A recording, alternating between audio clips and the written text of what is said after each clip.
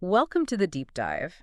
Today, we're taking a high altitude look, you could say, at the global aircraft market. Sounds like a plan.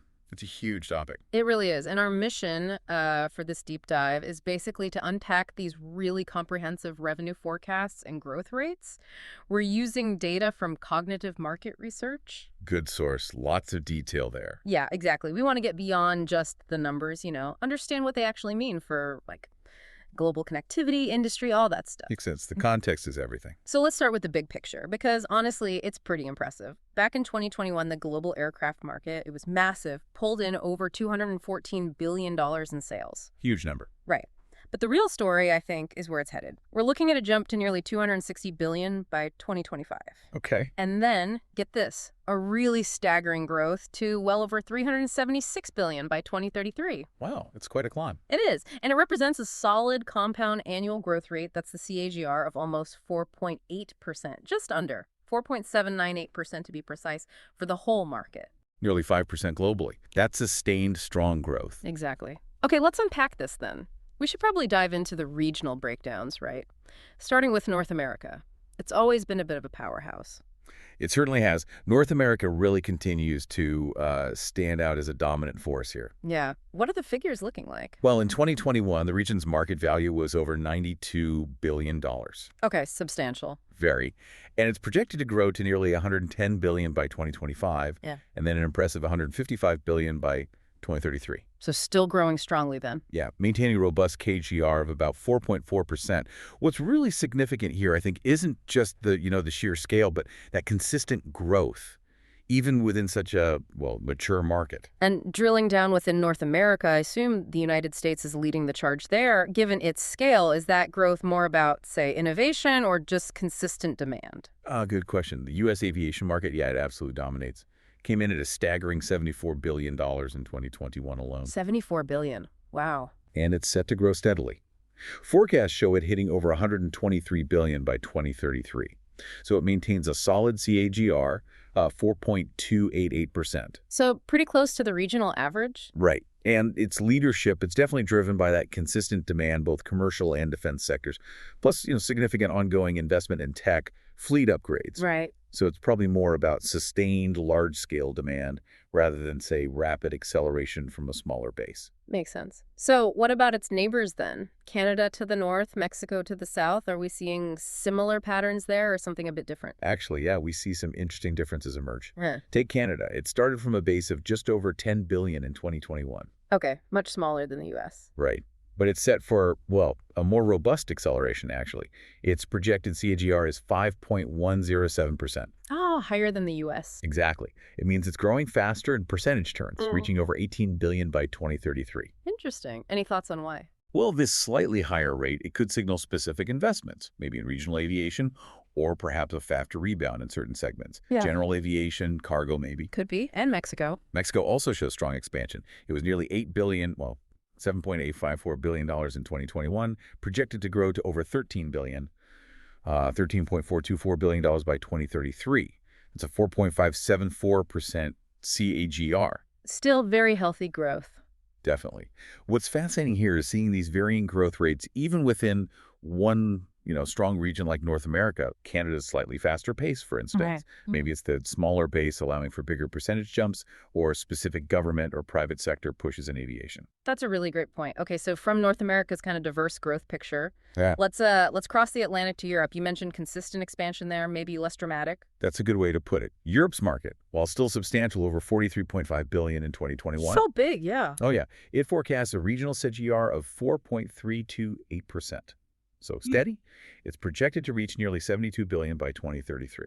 But as you said, it's steady growth, but with distinct variations depending on the country. Their economic focus, aviation priorities, it all plays in. So let's break that down a bit. Which countries stand out? Well, when we look at the individual countries, the key takeaway here isn't just the overall regional number, but the striking diversity within Europe. Right. So, for instance, Germany really stands out. It's got a robust 5.092% CAGR. Oh, higher than the regional average again. Yeah, significantly, Oh, taking its market from almost 7.8 billion in 2021 to nearly 14 billion by 2033. This probably reflects, its strong industrial base, continued investment in aerospace manufacturing, technology. makes sense for Germany. What about somewhere like France, also a major player? France, interestingly, shows a more modest AGOR, Yeah. 3.704%. It grows from over 5.2 billion to just over 8 billion. Huh, lower than Germany's. Yeah, could indicate different domestic market dynamics, maybe a focus on specific segments that aren't expanding quite as rapidly. Then you have the UK, expanding at a healthy 4.664% CAGR, getting close to 10.5 billion by 2033. Solid. And then countries like Russia and Luxembourg, they show slower growth, but still consistent, typically around 3.3% to 3.5%. Okay. And, other significant markets like Italy, Spain, Sweden, Switzerland, they're all contributing to this really diverse European picture. Their CAGRs generally range from about 3.8% up to 4.7%. So it really highlights the different economic engines across the continent, even in one industry. Absolutely. It's not monolithic at all. Fascinating. Okay, thinking about all those different European numbers, maybe a quick question for you, our listeners. What stands out to you about these European figures? Different growth rates, maybe? Let us know. Now, let's shift gears, because if we look at Asia Pacific, wow, this is where the growth story really kicks into high gear. Oh, definitely. This region isn't just expanding, it seems like it's leading the global charge. Here's where it gets really interesting. What's fueling this incredible acceleration? Places like China and especially India? Is it just domestic demand or international too? Yeah, you're right to highlight APAC. The region's market revenue was nearly 53 billion in 2021. Already huge. Already huge. But it's projected to reach a massive 103 billion by 2033. That gives it the strongest regional CAGR globally, 5.718%. Over 5.7%. That's impressive. It really is. And what drives it? Well, it's a potent mix. Rising incomes, definitely, increasing air travel accessibility for more people, Yeah. and just robust economic development overall. Right. So yeah, both domestic and international connectivity are booming, plus a growing demand for air cargo. And China's role in that must be enormous. Oh, absolutely. China is, well, a monumental part of this story. It led the region with over 15.6 billion back in 2021 Okay. and is projected to more than double over 31 billion by 2033. That's a strong CAGR in itself, 5.916%. Its sheer scale just makes its growth profoundly impactful for the whole world. Okay, so China's market is immense, obviously. But you mentioned India earlier. It sounds like India is perhaps the growth superstar in Asia Pacific. I think that's fair to say. You've hit on a crucial point there. India is indeed the standout. What are the numbers? It stood at about 6.4, maybe $6.5 billion in 2021, forecasted to more than double to over 14 billion by 2033. Wow. And that marks the highest CAGR in the entire region, 6.679%. Almost 6.7%. What's unique about India's market that's driving that kind of growth? What does that imply for its future? Well, this exceptional growth, it's largely fueled by a rapidly expanding middle class, Yeah. increasing urbanization, and significant government investment in aviation infrastructure, airports, connectivity. Right, they've been focusing on that. They has. And it implies India is really positioning itself as a critical hub, both for domestic travel within India and for international rails. Immense future potential there. Clearly. And beyond China and India, other key players in APAC are also seeing really significant expansion. Japan, for example, steadily growing from around 7.4 billion to over 13 billion by 2033. Okay. South Korea, Australia, Singapore, Taiwan. They're also contributing significantly. Their CAGRs are generally ranging from just under 5% to nearly 6% in Singapore's case. So broad-based growth.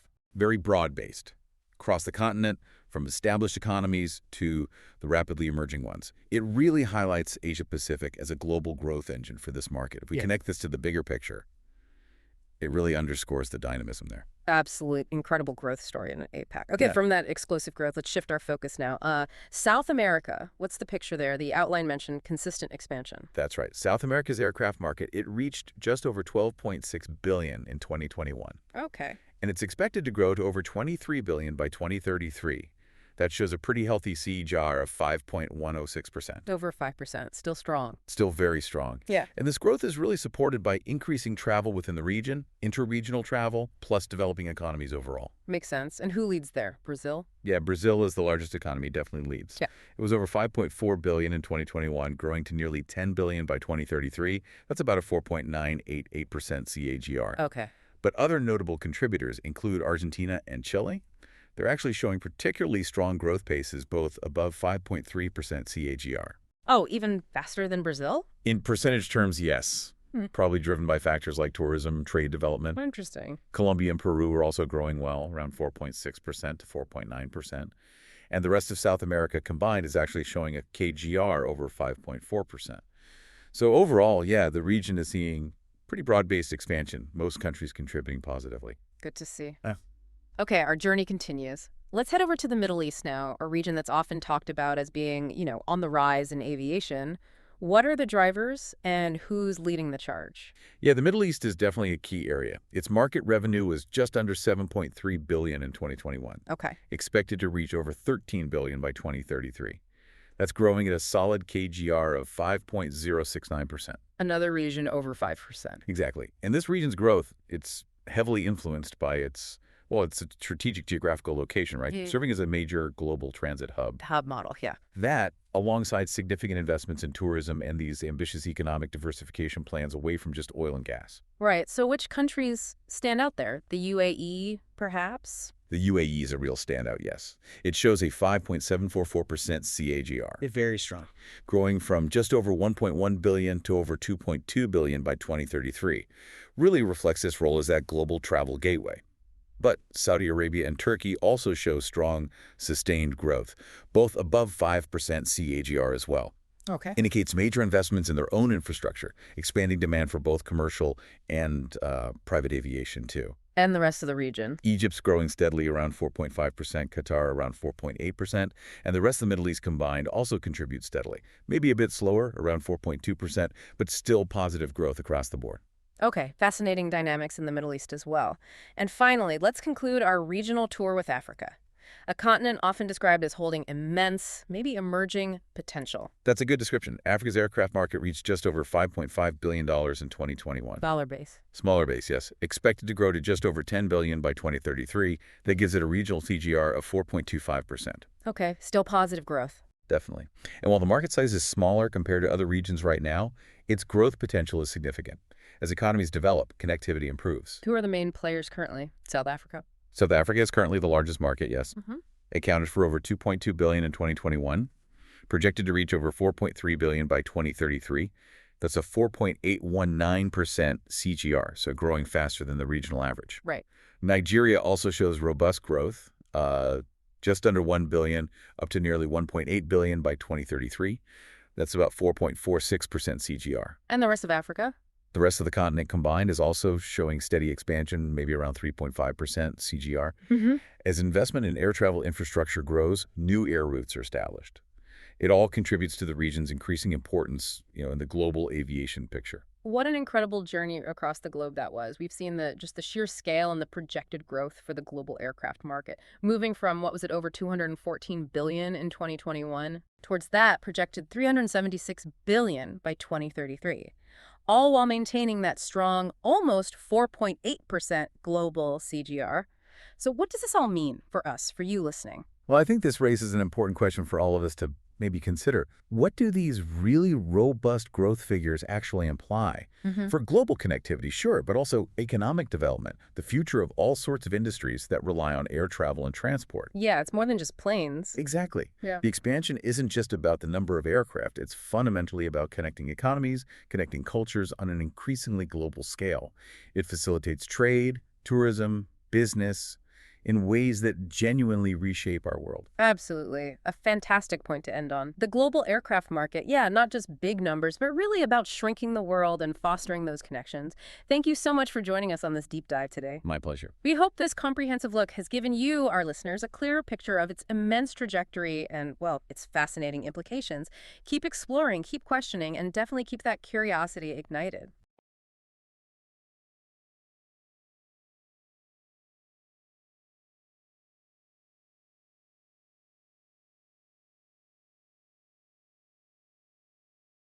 Think about your daily life for just a second. That package that shows up super fast. or maybe your last big trip overseas, even just the stuff in your local shop. Chances are air travel and air cargo are doing a lot more heavy lifting than we probably realize, and it all depends on this massive complex industry building and flying the planes. But have you ever, really stopped to think about what makes that global market tick? So today, that's what we're doing. A deep dive into the complex world of the aircraft market. In this deep dive, we're going to pull back the curtain a bit. We'll look at the big forces pushing the market forward, and also the headwinds, the challenges it's facing, plus some really exciting, almost game-changing innovations that are shaping things right now. The idea is to give you that bigger picture, the why behind the headlines you might see. Exactly. Yeah. Our goal here is pretty straightforward. Give you a clear, concise picture of this really intricate global industry. We want to take all the data, the trends, and translate that into insights you can actually use, helping you connect the dots, between big economic shifts, new tech, and what it means when, say, an airline orders a bunch of new planes. Okay, let's unpack this then. When we talk about growth in the aircraft market, what are the main engines driving it? What's really pushing that demand? Well, the most obvious one, but maybe the most powerful, is just more and more people wanting to fly. And this isn't random. It's directly linked to global economic growth, more people living in cities, and this growing global middle class. You see it really dramatically in places like the Asia-Pacific region. Passenger numbers there are just soaring. It really changes the whole global picture. Right. And if it's more than just numbers ticking up, what's really interesting is how directly those big shifts, demographics, economics, how they feed straight into airline strategy. And in manufacturer planning, too. They're not just thinking about next year. They're projecting decades out, literally building planes based on the idea that billions more people will be flying, especially from emerging economies. That's a huge long-term bet. Yeah, absolutely. And thinking about who's carrying all these new passengers, we definitely have to talk about low-cost carriers. LCCs, they're expanding like crazy, buying up lots of planes, especially those narrow-body jets, the ones really good for shorter, medium-distance flights. Indeed. And the LCCs, they aren't just taking market share, they're fundamentally changing the whole game. By making flying cheaper, more accessible, they're actually stimulating new demand. People who maybe couldn't fly before, now they can. And that pushes the legacy carriers, the older airlines, to adapt as well, to drive competition, innovation, which, ultimately means more demand for certain kinds of planes. Okay, and here's where I think it gets really interesting. Technology, specifically fuel efficiency. We're seeing these next-generation aircraft being developed. Much better fuel economy, lighter materials, fewer emissions. This isn't just like a nice bonus, it's a massive reason for airlines to upgrade their fleets. That's absolutely critical. The benefits there are kind of twofold, and they link together. First, huge cost savings for airlines. Fuel is just a massive chunk of their operating expenses. But second, at the same time, it helps them reduce their environmental impact, which is increasingly important, right? Both for regulations and for passengers who care about sustainability. Okay, so moving beyond passengers for a moment, let's talk cargo. Air logistics. Yeah. If you've ordered anything online lately, you're part of this trend. E-commerce is booming. Global supply chains are getting more complex, and all that is boosting demand for freight aircraft. That's a key point. Global trade really relies on air freight now for speed, for reliability, especially for high-value goods or things that need to get somewhere fast. So this demand for dedicated cargo planes, it's a really critical, growing part of the market. And sometimes it's actually less volatile than passenger travel because it's tied more to trade patterns. Right. And one more engine we should probably mention is government defense spending. It's kind of a parallel track, but still significant. Countries are increasing military budgets, modernizing their air forces, and that drives demand for military aircraft, obviously, but also for advanced aerospace tech in general. Yeah, and what's interesting there is the spillover. Sometimes innovations develop for defense, maybe advanced materials, new avionics, manufacturing techniques.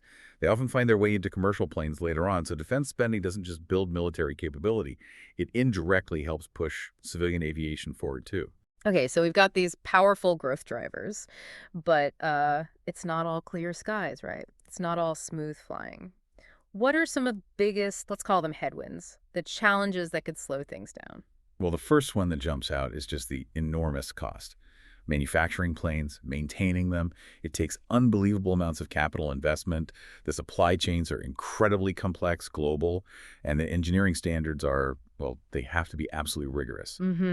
And what's fascinating there is how that complexity shapes the whole industry. It's a huge barrier to entry, which means you end up with a very concentrated market. Just a few big players dominate. For a new company to try and break in, it's almost impossible because the upfront investment is just astronomical. Then you've got regulations, certification challenges. Planes have to meet incredibly tough standards for safety, noise, environmental impact, set by multiple authorities around the world. And that means development takes a very long time, often a decade, maybe more, for a completely new aircraft model. And of course, that adds a lot to the cost for manufacturers. Yeah, and if you connect that to the bigger picture, look, these regulations are absolutely essential. Safety has to be paramount. Environmental protection, too. But inevitably, they do slow down the pace of innovation sometimes. And they definitely add to the cost of bringing new technology to market. It's always this kind of difficult balancing act. And we can't ignore how vulnerable the market is to geopolitical stuff, economic uncertainty. We've seen it happen, right? Trade wars, conflicts, global recessions, they can hit air travel demand really hard. Yeah. And that leads to airlines delaying or even canceling big aircraft orders. Exactly. Those external shocks really show how sensitive the market is. It's not just about flights being canceled today. Think about long-term trade tensions. That could actually shift where manufacturing happens, how supply chains are routed. It can ripple through and change airline fleet plans, manufacturer production schedules for years to come. And finally, there's the whole environmental pressure. Stricter emission rules. This is putting huge pressure on the industry to innovate, to find greener solutions. But that means massive spending on R&D. And there's always the risk that a new cutting-edge design might face delays getting regulatory approval. It's a really delicate balance, that one. Meeting the environmental goals, which are critical, requires overcoming huge financial and technological hurdles. Take sustainable aviation fuels, SAFs. They show a lot of promise.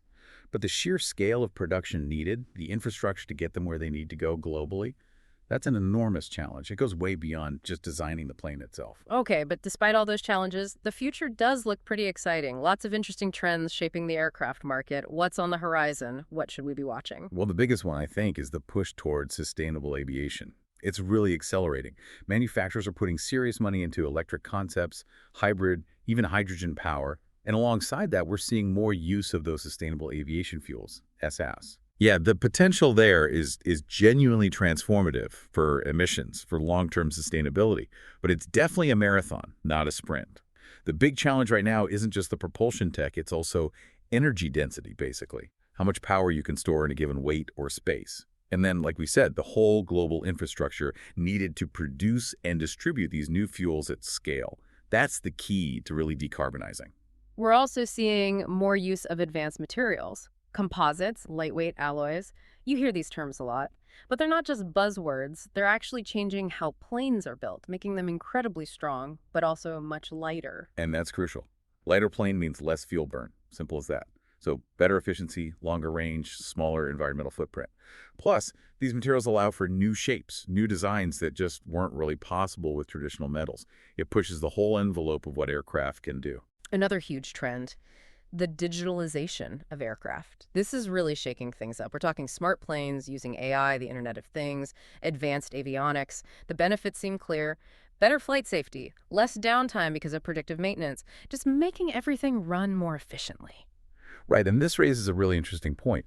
How does all this tech make planes not just more efficient, but fundamentally smarter, more reliable? Think about, like, sensors on an engine using AI. Maybe it detects a tiny potential issue days before it could ever become a real problem. So maintenance happens during scheduled downtime, not, an emergency landing somewhere.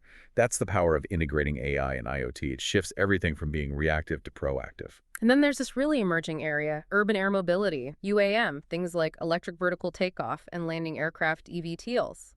Air taxis. The promise is to completely change short-distance travel, especially in grid-like cities. The potential is huge, isn't it? Imagine changing daily commutes, city logistics, maybe even package delivery, just bypassing all the traffic on the ground. But for UAM to really take off, pardon the pun, it's not just about the vehicles. You need the air traffic management systems for low altitudes, the charging points, and critically, a whole new regulatory framework to make sure it's safe and integrates properly with existing air traffic. Right, lots of pieces need to fall into place there. And one last trend, fleet modernization and retrofitting. This seems to be picking up speed. Airlines are looking to keep their older planes flying longer, but also making sure they meet new efficiency and sustainability rules. Yeah, it's a pragmatic economic decision, really. Airlines have to weigh the huge cost of a brand new plane against investing in upgrades for their existing ones. New engines, lighter cabin interiors, better avionics.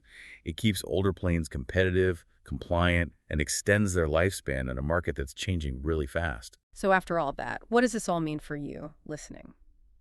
We've kind of taken this deep dive, looked at the push and pull, powerful drivers like global demand, tech leaps, then the restraints, high costs, tough regulations, and these really transformative trends towards sustainability, digitalization. The aircraft market is constantly changing, evolving fast, and those changes, they affect you directly. Whether you're hopping on a plane for vacation, getting a package from across the globe, or even benefiting indirectly from defense tech that helps keep things stable. And maybe here's something to chew on. Considering just how much money it takes, the huge capital investments, and those really tough regulatory hurdles we talked about, how quickly do you think truly sustainable aircraft or even widespread urban air mobility will actually go from being, cutting-edge ideas to Mhm. just everyday reality? And what single thing, maybe it's policy, maybe infrastructure, maybe just people getting comfortable with it, what single factor do you think will be the biggest accelerator or the biggest break on that transition? That's a fascinating question to ponder.